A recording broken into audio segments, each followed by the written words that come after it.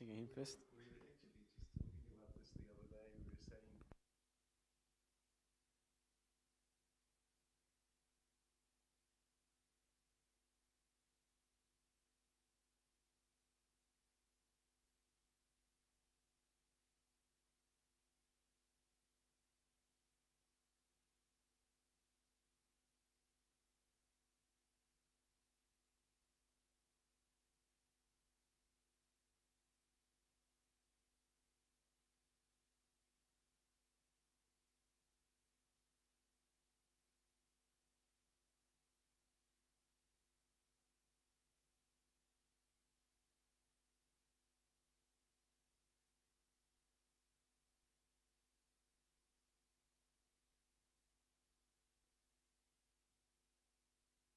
On three.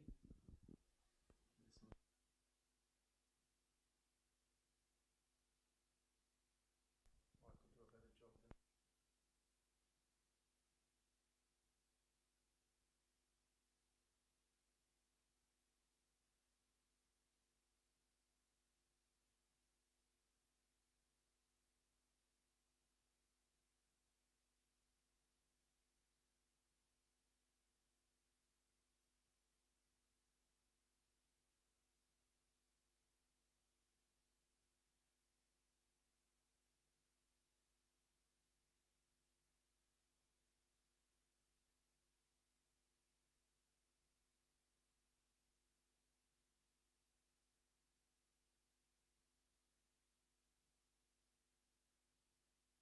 Can sing.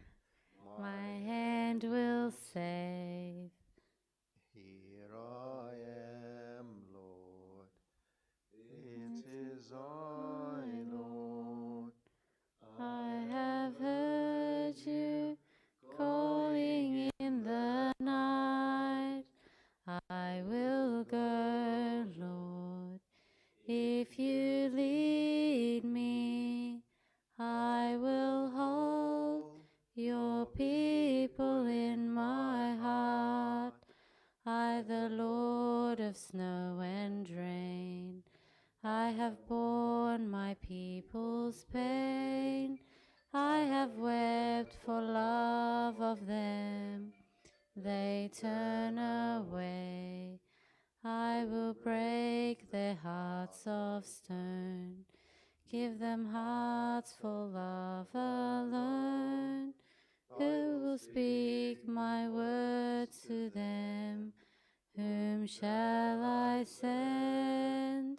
Here I am, Lord. Is it I, Lord? I have heard you calling in the night. I will go, Lord, if you lead me. I will hold your people in my heart. I, the Lord of wind and flame, I will tend the poor and lame. I will set a feast for them. My hand will save. Finest bread I will provide, till their hearts be satisfied. I will give my life to them. Whom shall I send? Here I Am, Lord. Is it I, Lord? I have heard you calling in the night. I will go, Lord, if you lead me. I will hold your people in my heart.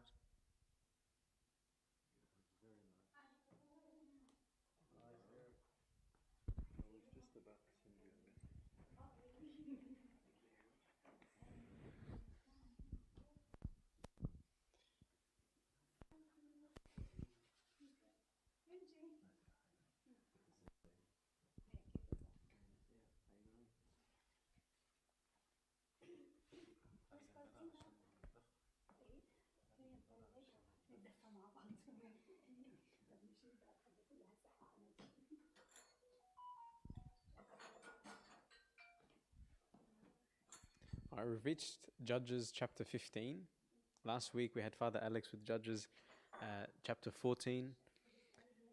And potentially there's actually a carryover from the last chapter. All right. So I'm sure Benny will sort of give us a good summary of chapter 14 in a second. But we're up to chapter 15.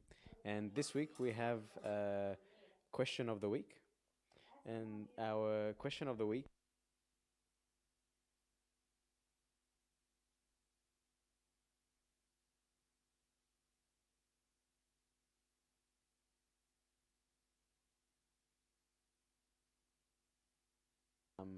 throughout today's chapter. And our question is, how can we overcome the spirit of anger that at times seems to control us? All right. So actually you'll find that there's going to be a back and forth between Samson and the Philistines in today's chapter, which makes us ask the question of, well, if sometimes there's a spirit of anger inside me, how can I control it? Or the spirit of a poor temper, or the spirit of revenge. All right, how can I control that? And so that's our question for the week. We're very lucky to have Benny sharing with us today's Bible study, Judges chapter 15. Thank you very much. Thank you, Kira. Alrighty. So, it's okay. Alrighty. So, Judges chapter 15. It's the book is titled Samson against. The whole chapter looks at the retaliation between a back and forth between the oppressors, in this case, which is the Philistines, and the judge at the time, or deliverer at the time, which is Samson. Now, the common theme in Judges, as we know, is that the Israelites will fall into sin, and it's kind of a round circle that they go around. So they first fall into sin, and then from there they fall under the oppression of a group of people, and from there they come to repentance. They have a deliverer, and they get deliverance through that judge, and then there's a time of peace. And after that time of peace, generally, in this case, it was 20 years. At the end of the chapter, we read that it was 20 years, but then after that, again, they fall into sin. So right now, with Samson, we're up to the final judge, a big judge, one of the three big judges at the end of Judges, and we're going to dive straight into reading. It's 20 verses, but there's a lot of things that we can pull out. So maybe we can read the whole 20 verses and then go bit by bit. So why don't we start off with Amonegi, you can read for us.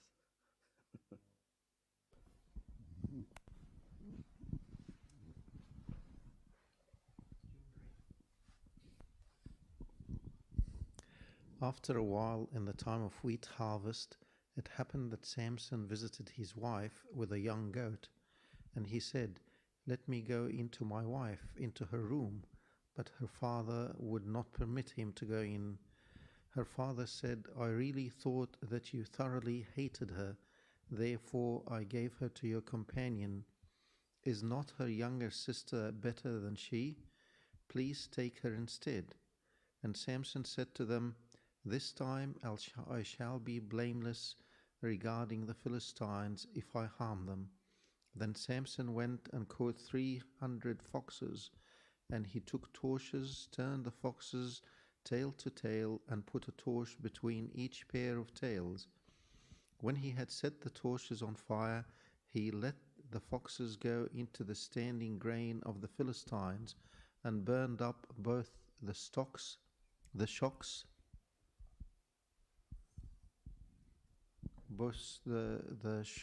and the standing grain, as well as the vineyards and olive groves. Then the Philistines said, "Who has done this?" And they answered, "Samson, the son-in-law of the Tanamite, because he has taken his wife and given her to his companion." So the Philistines came up and burnt her and her father with fire. Samson said to them, "Since you would do a thing like this, I will surely take revenge on you, and after that I will cease. So he attacked them hip and thigh with a great slaughter. Then he went down and dwelt in the cleft of the rock at Etam. Now the Philistines went up, encamped in Judah, and deployed themselves against Lehi. And the men of Judah said, Why have you come up against us? So they answered, We have come up to arrest Samson, to do to him as he has done to us. Then 3,000 men of Judah went down to the cliff of the rock of Etam, and said to Samson, Do you not know that the Philistines rule over us? What is this you have done to us? And he said to them, As they did to me, so I have done to them. But they said to him, We have come down to arrest you, that we may deliver you into the hands of the Philistines. Then Samson said to them, Swear to me that you will not kill me yourselves. So they spoke to him, saying, No, but we will tie you securely and deliver you into their hands. But we will surely not kill you. And they bound him with 2 new ropes and brought him up from the rock.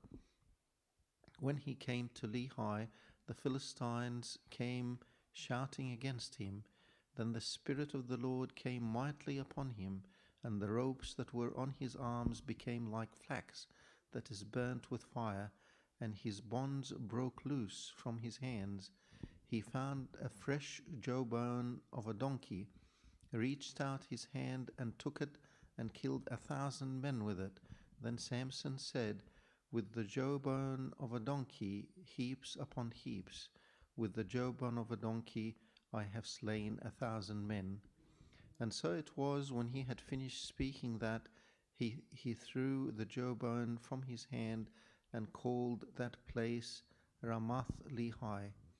Then he became very thirsty, so he cried out to the Lord and said, You have given this great deliverance by the hand of your servants, and now shall I die of thirst and fall into the hands of the uncircumcised?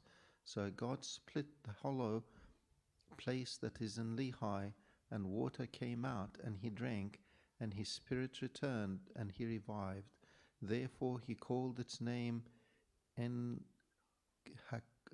Hakor, which is in Lehi to this day. And he judged Israel 20 years in the days of the Philistines. Thank you very much. All right. Beautiful. So we've seen here, as we read through the chapter, that there was a lot of going back and forth between Samson and the Philistines. So we're going to dive and go more into depth on each part here. So if we go back to, verses 1 to 3, and we'll read it together again. So after a while, so if we go back to chapter 14, we can think at the end of chapter 14, Samson, he gives them a riddle, right? And in that riddle, he says, at his wedding, he tells the people at the wedding, he says, something strong and something sweet, right? In something is something strong and something sweet. What is it? So for 7 days, they're trying to find the answer to the riddle, but they couldn't find the answer. So they took his wife and they asked her to ask him. So she nagged him and nagged him and nagged him until finally he gave her the answer. Now she told the Philistines at the time the answer, and due to that, he had to get 30 changes of clothing. So what did he do? He didn't have those 30 changes, so he went and killed 30 men in the city and came back and gave those men those 30 changes. Now, what's happened is, now we're up to a point where Samson left and went back to his own village, and it says now in chapter 15, after a while, in the time of wheat harvest. So we're talking not a couple of weeks or a couple of days, we're talking months later, right? When Samson has come back to his wife's house. And you can imagine, if you've just been married and your husband leaves back to his own village, what's the thought process at the time? Maybe now it would be a lot of confusion and things, but back then a lot would happen quite quickly. And as we can see here, we'll read it, but the father's quite a bit he's done some sneaky things. But we'll see how we go. So Right, from verse 1. So after a while, in the time of wheat harvest, it happened that Samson visited his wife with a young goat and said, "Let me go into my wife into her room." But her father would not permit him to go in. Her father said, "I really thought that you thoroughly hated her. Therefore I gave her to your companion. Is not her younger sister better than she? Please take her instead." And Samson said to them, "This time I shall be blameless regarding the Philistines if I harm them." Now, so we'll jot down a few points. So he says, "I really thought you thoroughly hated her." So her father's saying, "I really thought you thoroughly hated her. That's why you left." So my instant thought was, because his wife betrayed him, right, at the wedding, and gave the Philistines the answer to the riddle, it put him in a difficult situation to kill those 30 men to get those 30 changes of clothing. So it kind of makes sense that he may have disliked her or had a bit of a grudge against her, but it may also have been, perhaps it was an excuse on the father's side, an excuse from the father saying, to give an excuse for what he did, for giving his wife to his companion, right? There's also another scenario of perhaps Samson's Philistine wife had speaking to her father, that Samson wasn't really a great man and that she wanted to marry somewhere else. So there's a few different avenues of thought, but we're not really sure. All we know is that it says here that we thought you hated her, thoroughly hated her. The one of the points it says, even though Samson was angry with his wife's father, the real root of the problem was his bad choices in love. So he was not a Philistine. He was part of the children of Christ, right? He was a deliverer. So for him to marry into the Philistines was wrong. So first of all, that's an incorrect way of loving. He had no business allowing himself to fall in love with a pagan woman. So in Proverbs it tells us that to keep your heart with all diligence, for out of it springs the issues of life. Now, when it says keep, it literally means guard or protect your heart, right? For with all diligence, for out of it springs the issues of life. So if we take it in the case of Samson, he didn't guard his heart, or he didn't guard or protect his heart with any diligence. So that's why many issues sprung out in his life. And as we go further along, we'll see how it caused him great hurt because of his decisions.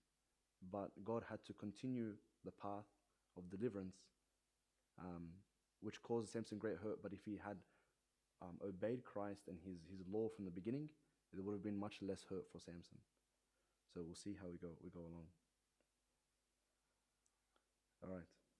And then Samson goes on to say at the bottom of verse 3, he says, "This time I shall be blameless regarding the Philistines if I harm them." Now you can see Samson's anger coming out quite strong here. So God used Samson's ungodly anger for his purpose, right? So at the time of Judges, the people that were there weren't quite good people. We can see that the demise of the Israelites is going down and down. That like the people that are there, they're becoming further away from God. They're not understanding the way of God by the law. And the further we get through Judges and now to the last judge, Samson, he's completely disregarding the law of God.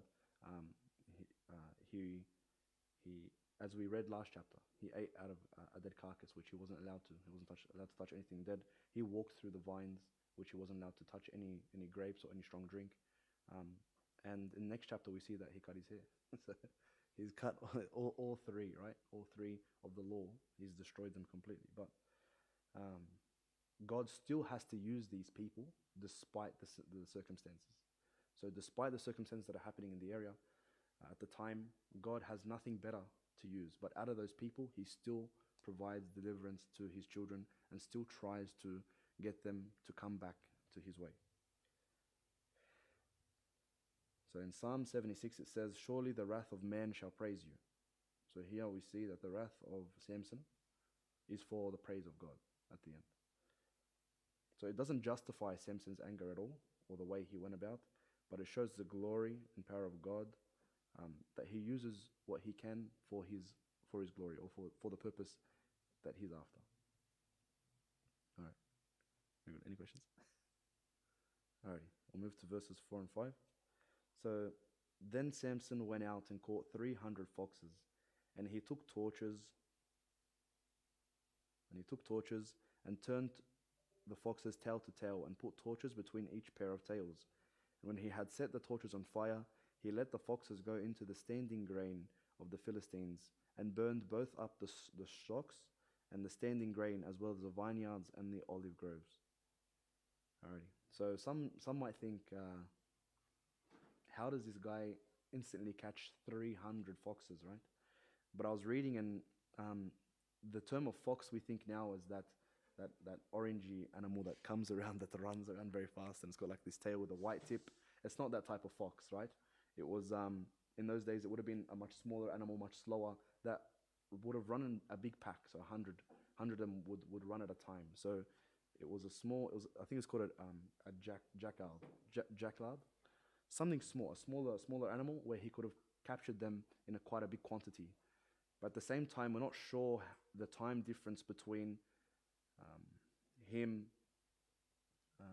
where were we? Yeah, him coming from his wife's house to catching these foxes. So there may have been a big time in between, as well as he could have had help from other people to collect these 300 foxes. So yeah, we're saying the 300 foxes. So at this time, he's acting irrationally, right? He's got a broken heart, number one. Number two, he told us in the end of verse 3 that, where is it? And Samson said, at this time, I shall be blameless regarding the Philistines if I harm them.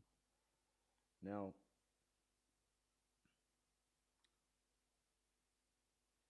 so yes, again, God uses it for the purpose of fighting against the Philistines to gain deliverance from their hands. So we go to putting torches between each pair of tails. So some, yeah, I already said that. All right. Yeah, all right. So we covered all that. All right. So verses 6 to 7.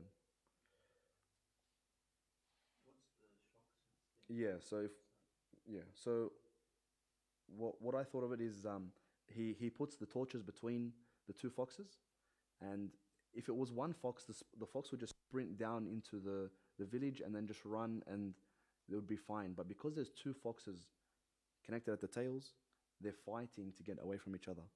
So when they get into the village, they'll be fighting and moving back and forth in between the vineyards, in between the crops, and all the stocks that they have of wheat that they've kept, that they've got from the harvest, as well as the harvest that they have out, which they're harvesting. And it also says the standing grain, which was the grain they had, as well as the vineyards and the olive groves. Yeah. So the ones that they've come together from the harvest. So you can imagine the foxes running in between. So 150 foxes in pairs running around, and anything that fire touches will just light up right away, because the harvest was very dry, especially the ones that they had harvested and put them in the shocks that we saw.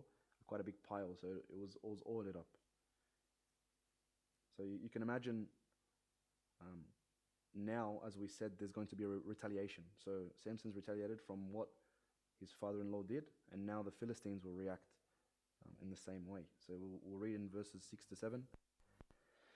Then the Philistines said, "Who has done this?" And they answered, "Samson, the son-in-law of the Timnite, because he has taken his wife and given it to his companion." So the Philistines came up and burned her and her father with fire. Samson said to them, "Since you would do a thing like this, I will surely take revenge on you, and after that I will cease." So yeah, it's non-stop. It's not back and forth, revenge after revenge. How much worse can it get? So we'll read. So the Philistines came up and burned her and her father with fire. So you can say his ex-wife and his ex-husband, his ex-father-in-law, yeah. So again, we see the retaliation on the Philistine side this time. Because of the loss of harvest, they killed Samson's father-in-law and his wife. Also because of Samson's disobedience, it happened at a great cost, as I said earlier. So maybe if Samson hadn't fallen into the love of a pagan woman, it wouldn't have hurt him as much for her to be burned and killed. whereas God just wanted to further his plan. And if Samson had been obedient to God, he would have blessed Samson in a different way. But as we know, Samson had no regard for the law, no regard for God at the time. So because of that, it happened that at a great cost to Samson, because he was disobedient. Yeah. Make sense? Right. So again, Samson says again, I'll take revenge on you, and after that I will seize. So we have here a bit of story of retaliation again. So we've come from Samson, his wife being given to his companion. So then he takes revenge by letting the foxes out into the harvest, and they burn up the whole harvest. Then the Philistines come back saying, who did this? And then he says, Samson and his father-in-law, because he gave his wife to his companion. And they said, okay. So they burn his wife and his father-in-law. Then Samson gets enraged again, and he says, now I have to retaliate. So we'll move on from here. So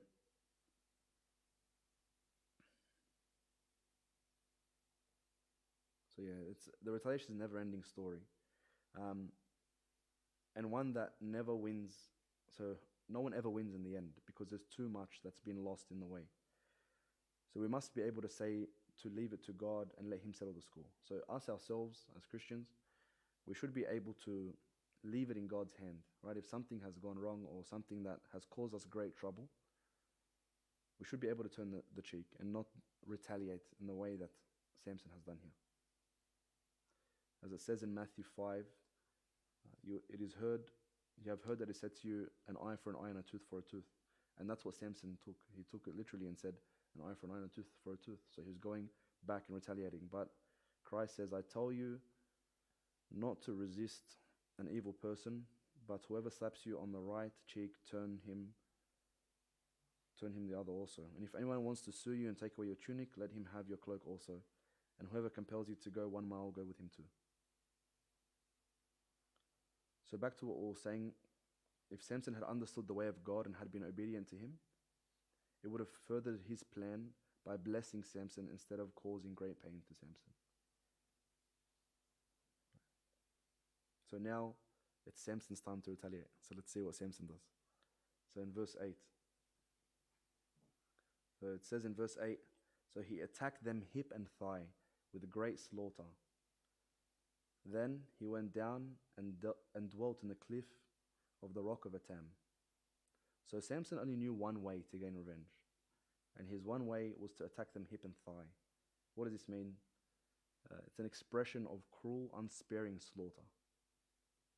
So Samson was a one-man army against the Philistines, right? Imagine this, a one-man army. Unlike the previous judges which we covered, like Gideon and Jephthah, how they had armies with them to conquer the oppressors, but in this time it was Samson alone against the Philistines. So we'll go in after this to read what he actually did, but he slays the 1,000 men. Right? But it says that he dwelt in the cliff of the rock of Etam. So what is this? So Samson had no more family, and he couldn't trust anyone at the time. So what did he did? He lived like a fugitive, alone in a cave. So back went to his hometown, but in his hometown he lived like a fugitive, away, alone in a cave, far away from everyone. So we'll move to verses 9 to 13. This is kind of the body of the chapter, where we'll find out a lot about Samson's revenge. So in verse 9 it says, now the Philistines went up, encamped in Judah, and deployed themselves against Lehi, or Lehi, however you want to say it. And men of Judah said, why have you come up against us? So they answered, we have come to arrest Samson, and to do to him as he has done to us. Then 3,000 men of Judah went down to the cleft of the rock of Etam, and said to Samson, do you not know that the Philistines rule over us? That is, what is this you have done to us? And he said to them, as they did to me, I have done to them. But they said to him, we have come down to arrest you, that we may deliver you into the hands of the Philistines. Then Samson said to them, swear to me that you will not kill me yourselves.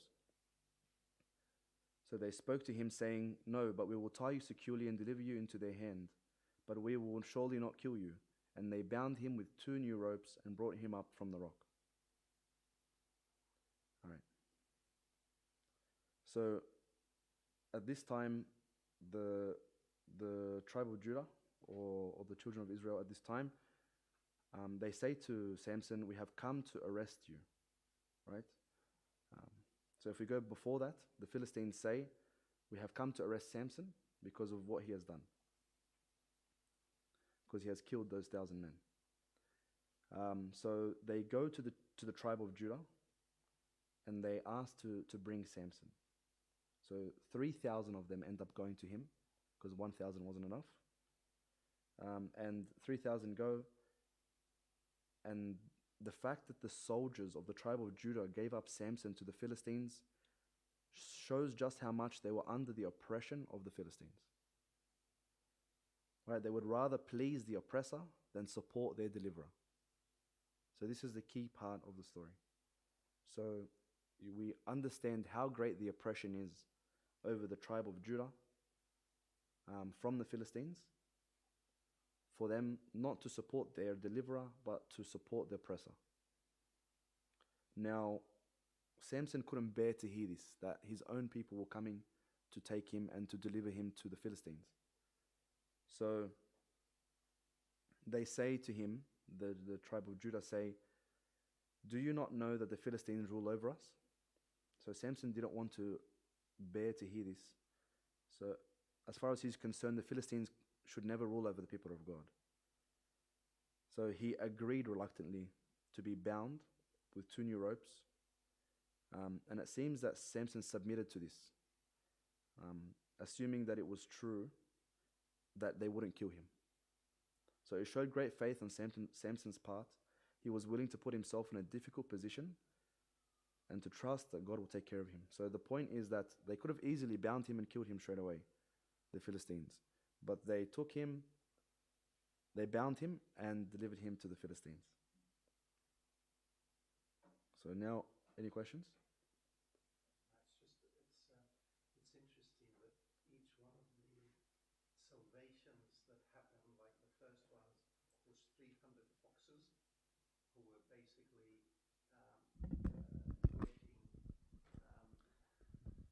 working in support of Samson against the enemy. And then you've got 3,000 men from Judah that came to do basically to bind him up and deliver him, thinking that they could get deliverance by their own strength. And the three tends to indicate to me that it's the power of God, like the Father, Son, and Holy Spirit, is actually working in his favor, both in terms of the foxes and in terms of the 3,000 men. The other thing that's really interesting is in chapter 14, they went to his wife and they threatened her, basically saying that if you don't tell us the meaning of the riddle, then we will burn you and your father. And then in this chapter, they do it anyway. So the interesting thing to note here is that you know what she did. She ended up losing in a big time, her and her family, when in reality it would have been much better for her to actually go to Samson and tell him this. And this is something that I think is very important, because we need to learn that when we have a problem, particularly in the marriage or something like that, that we keep it within the family. We shouldn't go discussing it outside or trying to get help from outside, because inevitably it turns out to be it turns out to be a disaster for them. So just seems this way. Thank you. Any other questions? Qualms? All right. So we can continue. So as we said, they bound him. They took him out from the place where he was, the cleft of the rock of Atam, and they took him. And so this is the tribe of Judah had taken Samson, and they gave him over to the Philistines. So moving on from verse 14 to 17. This is where really it's kind of a highlight for Samson in this chapter, where he destroys those 1,000 men. So we'll read verses 14 to 17 now. So when he, who Samson, came to Lehi, the Philistines came shouting against him. Then the Spirit of the Lord came mightily upon him, and the ropes that were on his arm became like flax, which is burned with fire, and his bonds broke loose from his hands, and he found a fresh jawbone of a donkey, reached out his hand and took it, and killed 1,000 men with it. And Samson said, with the jawbone of a donkey, heaps upon heaps, with the jawbone of a donkey I have slain 1,000 men. And so it was, when he had finished speaking, that he threw the jawbone from his hand, and he called that place Ramath Lehi. All right. So if we go back, he says that he found a fresh jawbone of a donkey, reached out his hand, took it and killed 1,000 men with it. So it's a remarkable victory for Samson here. But we hear over and over again through the book of Judges this part here of the Spirit of the Lord came mightily upon him. Right? So the grace of God was given to Samson at this time, and we hear it with the other judges as well. For now is the time of deliverance, right? This is the now time where God has said, I will now deliver you from this oppression. So God empowers Samson here to bring his deliverance to the children of Israel. From this remarkable victory we see in verse 20, Samson creates 20 years of peace from this. So with the jawbone of a donkey, heaps upon heaps. So Samson's bold declaration of victory is a bit of a poetic touch. I just wish it rhymed.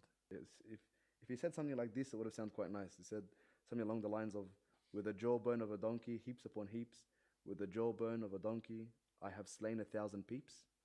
That would have been a bit better. You reckon? Yeah, but it must have been poetic back then or something. I don't know. Yeah. I think they said it was quite hard to translate, so I think that's the correct translation.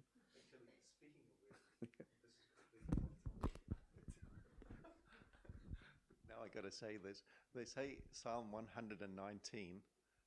It's alpha, beta, so it's got sections of the alphabet, of the Hebrew alphabet, and each letter that it starts with, each one of the verses in that section starts with that letter, and it continues on, and they all rhyme in Hebrew. When we were in Jerusalem, we happened to be in the tomb of David, and we heard them singing some of these psalms in Hebrew, and it was really beautiful because it sounded nice. Completely off topic.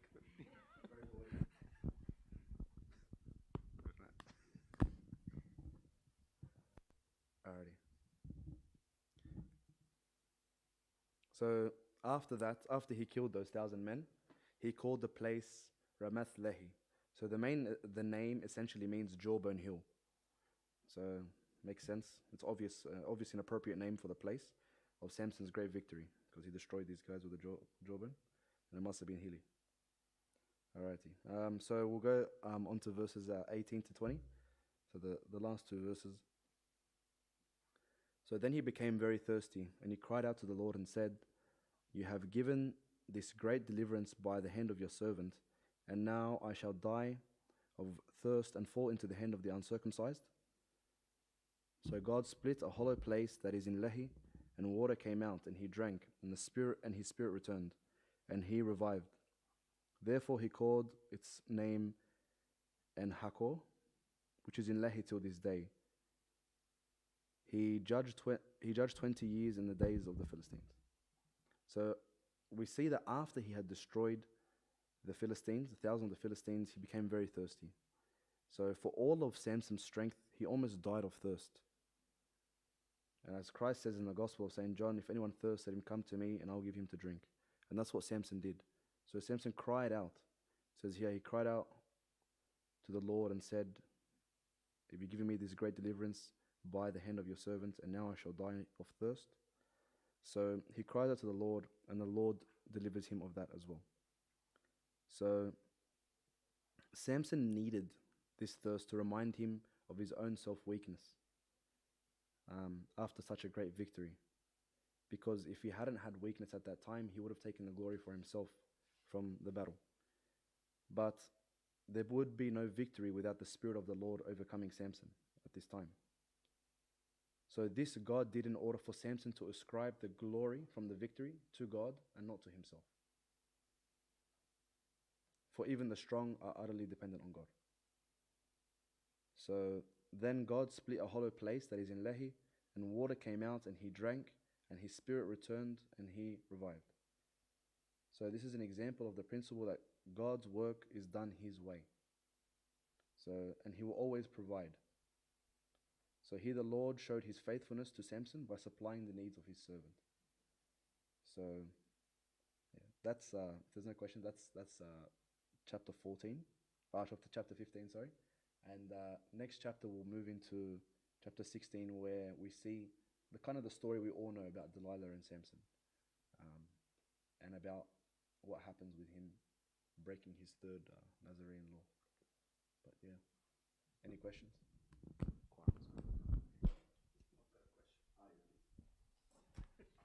You're not going to get away that easily.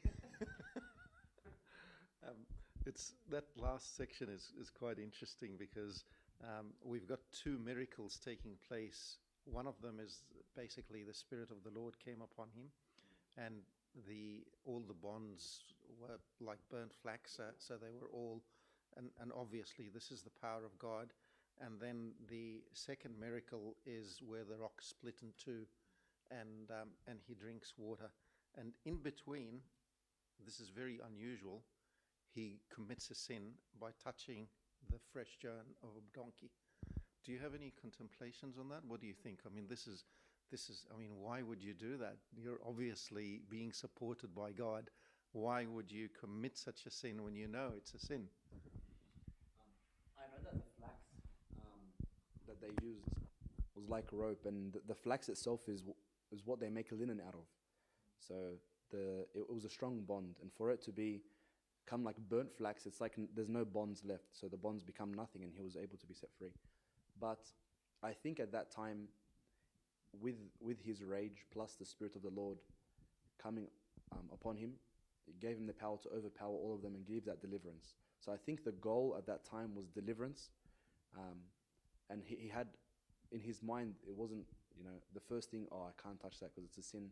He was that far away from the law and that far away from understanding of God that all his number one goal was deliverance, to remove the oppression of the Philistines at that time. So for him, it was to destroy them and to get peace rather than for him to sin. But maybe you have something else. What do you guys think?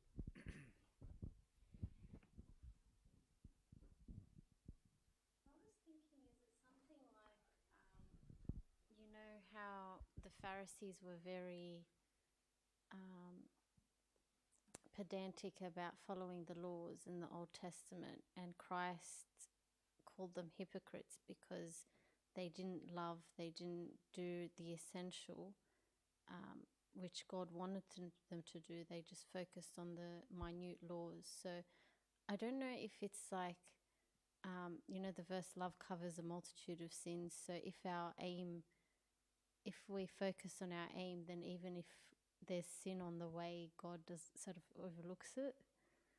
Does that justify sin? No, it doesn't justify it, but he had an aim, like Benny was saying, and that's what mattered. Like, he didn't think of it as a sin. It was like, it was just something to achieve that aim.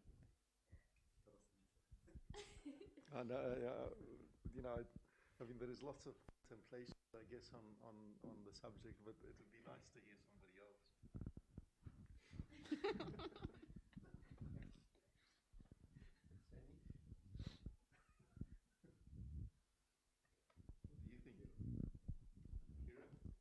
Kira? I don't think the ends justify the means. I think it was still a sin for him to hold the jawbone, but at the same time, I think it's a good thing for him to deliver the same way when Rahab lied about the spies, lying was wrong, but what she did right was she had faith in the God of Israel. So that was right, but the lying was wrong.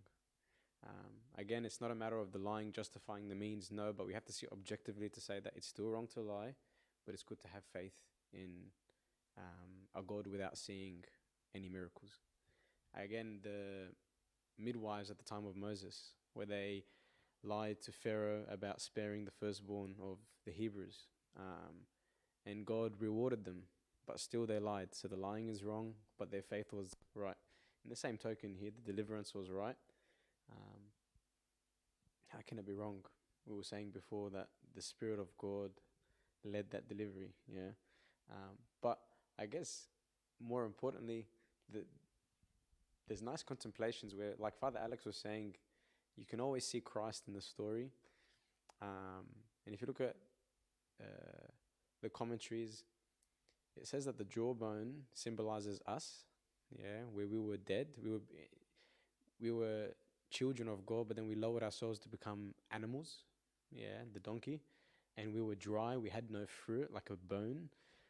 But Christ used us and he gave us deliverance. So as if Christ is holding, like Samson held that jawbone and defeated the enemy with that jawbone. And then they continue to say that out of something dry came water. Yeah. So out of us came water, fruit of the Holy Spirit. Yeah. And that's what water is. Yeah.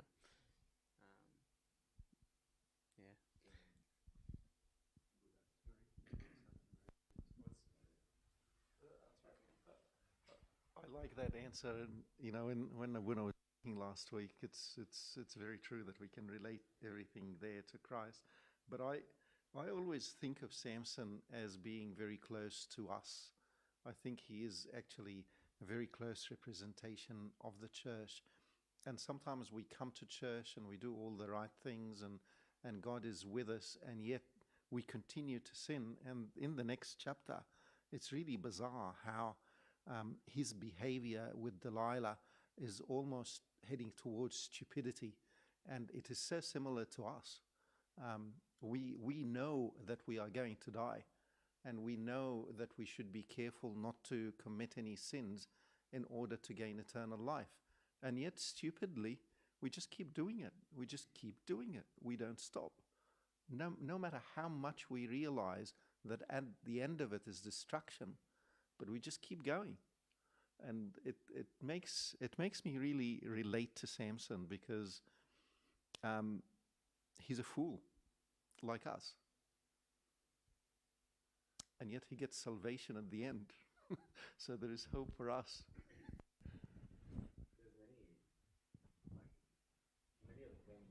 Like that Samson was very childish, right? Very childish from the beginning. Very childish, the way that he did everything. The way he's, like, even next chapter we see that, again, Delilah is one of the Philistines, right? So again, he falls into the same trap of his love. Exactly what you're saying. Like, he's oblivious to everything. It's like every step we go through in Judges, it's like going from good to okay to bad to worst. So Samson really was the final straw of those judges before the kings came in. So it's great to see that despite the worst there is, there's still deliverance from him. Yeah, like you said. It's great. This is great, guys. Any more comments?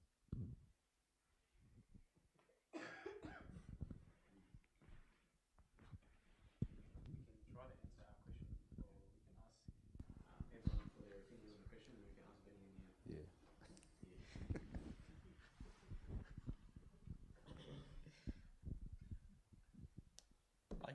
Like Benny was saying, there's this back and forth between Samson and the Philistines, or the Philistines, and you can't help but think there's a lot of anger, there's a lot of spirit of vengeance hanging around. What can we do? How can we learn to overcome that spirit? Especially when sometimes when that spirit overcomes, you take an action where there's a lot of regret, and sometimes you can't take back that action. I remember recently I had a friend who had an incident at work, and this spirit of anger arose, and he hurt someone who was a bit more senior than him, probably. and he couldn't take it back. As in, this person had a really good relationship with him, and he had, because he lost his sort of temper, he did something and he couldn't take it back, and it was to someone who only ever did good to him.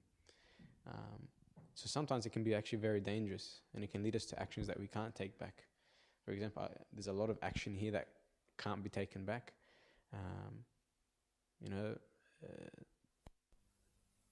When his father-in-law gave his daughter to his companion, you can't take that back.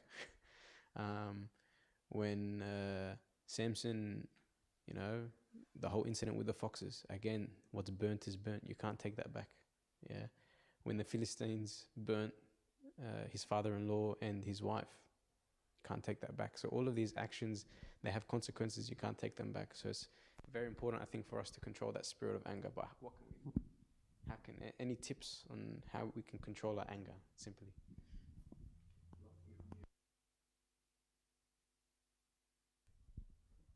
I'm not saying anything. I've said enough.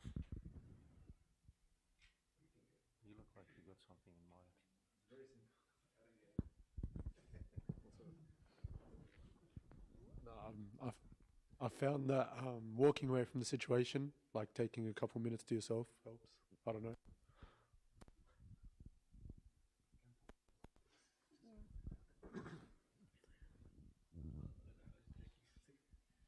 I just said count to 10.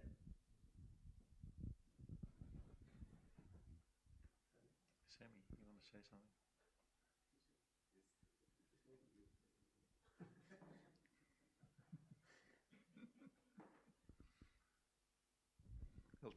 I'll tell you a story. This guy, he came from Egypt, and he married a really nice girl from the church, and he was a very jealous sort of person. And they married, and they were living in this house close to here, and in a unit. And these little kids kept annoying him, sort of youth. They'd go and knock on the door at night, and they'd run away, and they'd do that regularly. And he got really, really angry, to the extent that one time at night they did this, and he opened the door and ran after one of them and stabbed him with a knife, and he ended up in jail as a result. And sometimes getting angry about something is not quite as bad as something that is constantly picking at you. And we occasionally get things like that, and it's difficult to run away from it. But I think reality is, from my experience, as soon as you lose your temper in any circumstance, you lose. So it's something that we really need to be careful with in controlling our temper. What do you think? Well, he needs to calm down. I mean, really, it's not easy. It's not easy.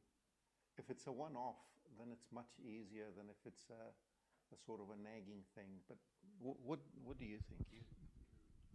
I mean, what would you do in a situation like that? No, I'd just like in a situation like that. Yeah, you can't like. I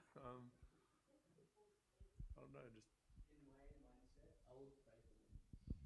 I mean, it says in the Bible, it says, "Ask and you shall receive." So I think I've asked for many things in my life to God to take, so He can take off my shoulders. Something like heavy in my life, I'd ask Him, please take this off my shoulders, and I feel like He's been working in my life to take that off. So and as well, when I ask for things that are reasonable between me and Him, and that are wise in His eyes, He would possibly give it to me. I think that's a beautiful answer. So I think the first answer is to try and run away, and the second answer is to pray, to seek God. What else? Some practical advice, ladies. Well, if he knows them, he can talk to them and say, "Why are you doing that?" have a gentle talk. Maybe not take him off. Yeah. Like when he's calmed down, like if he knows them, he can contact them like in sunlight hours and yeah.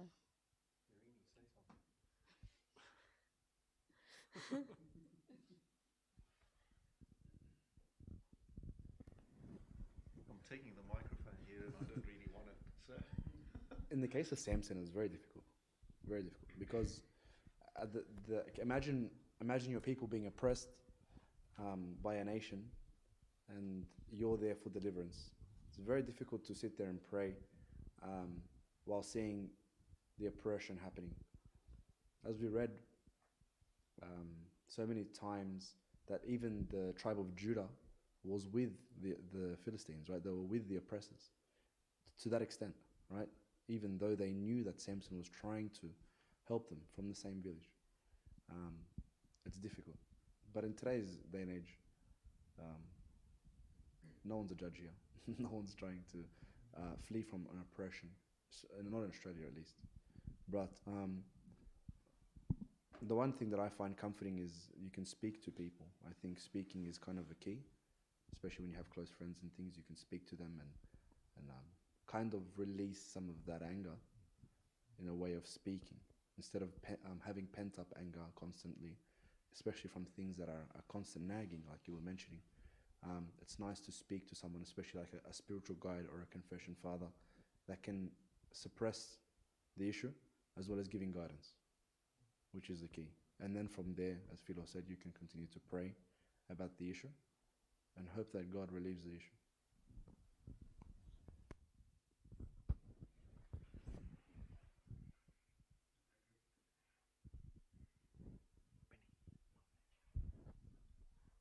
You see Cain and Abel, and God told him, "Why are you upset?"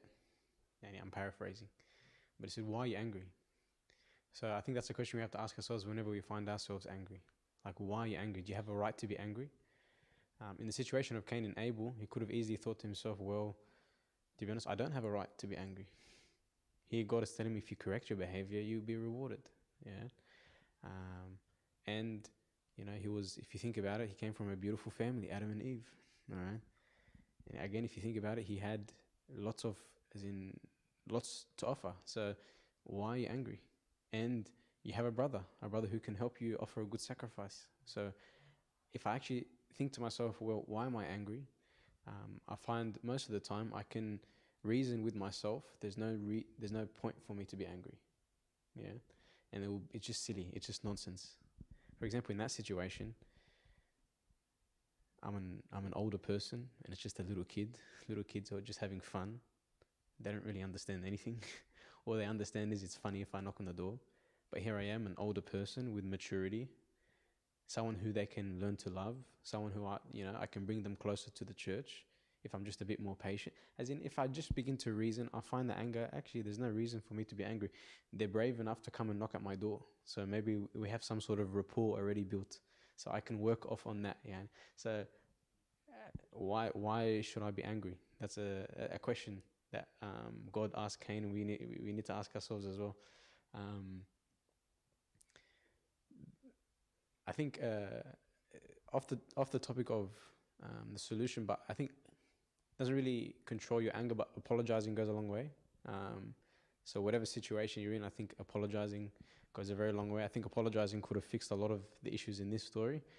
If only his father-in-law apologized to him for giving his wife to his companion. If only, Samson apologized for releasing the foxes. If only the Philistines, apologized for burning.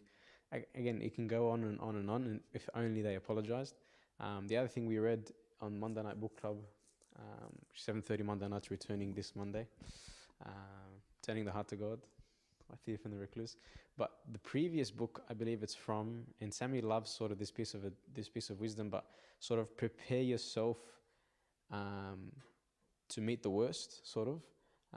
And the example that Sammy always gives is to control your road rage. Always prepare yourself and say, hey, I could get into an accident today. So if someone cuts you off and everyone's okay, you're not angry. You're like, oh, it could have been an accident, but thank God it didn't happen. I arrived at my destination. So there's actually no need to be sort of angry. So prepare yourself. So I think in whatever situation from the beginning of the day, just know that someone's going to cut you off in traffic, someone's going to talk and interrupt you, someone's going to, you know, say something that's upsetting to you.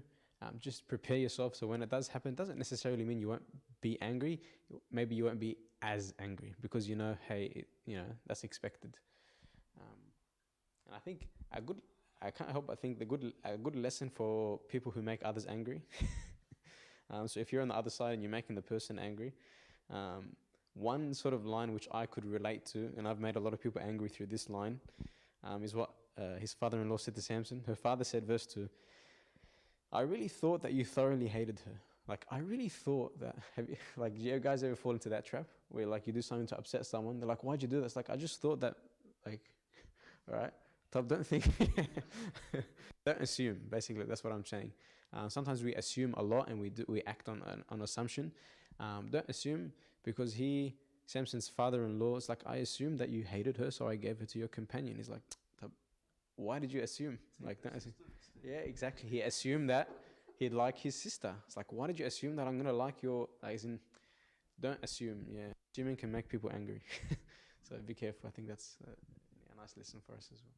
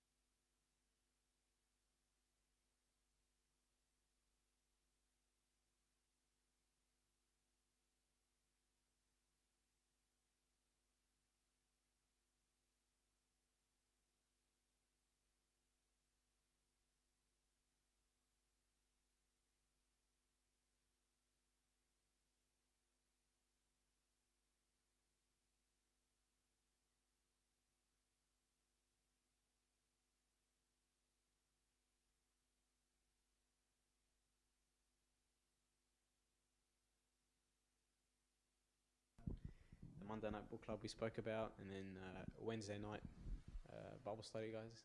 Please encourage each other to come.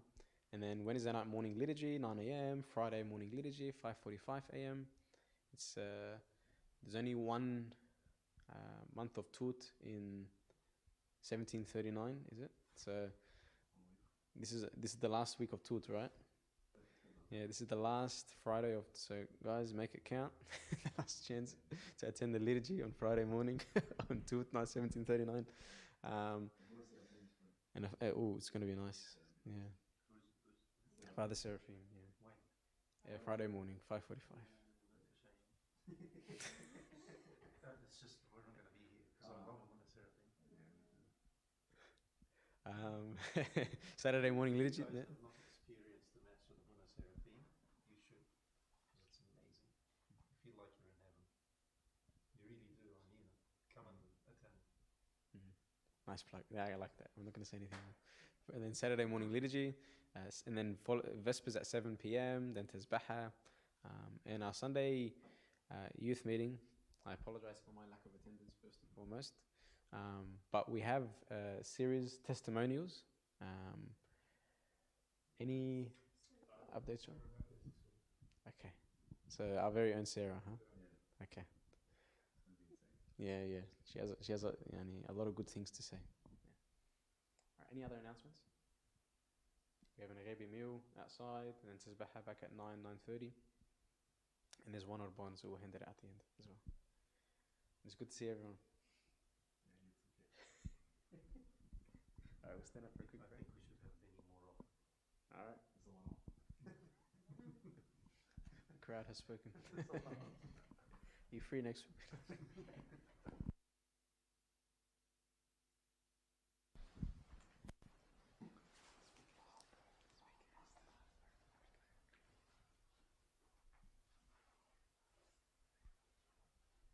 I spoke enough.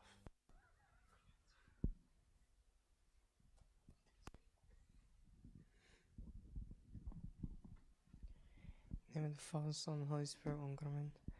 Thank you, Lord, for bringing us all here today. Thank you for letting us attend and to get to understand a lot more about you and about your saints. Thank you, Lord, for always being with us in our everyday lives and for always comforting us and being with our families. Amen.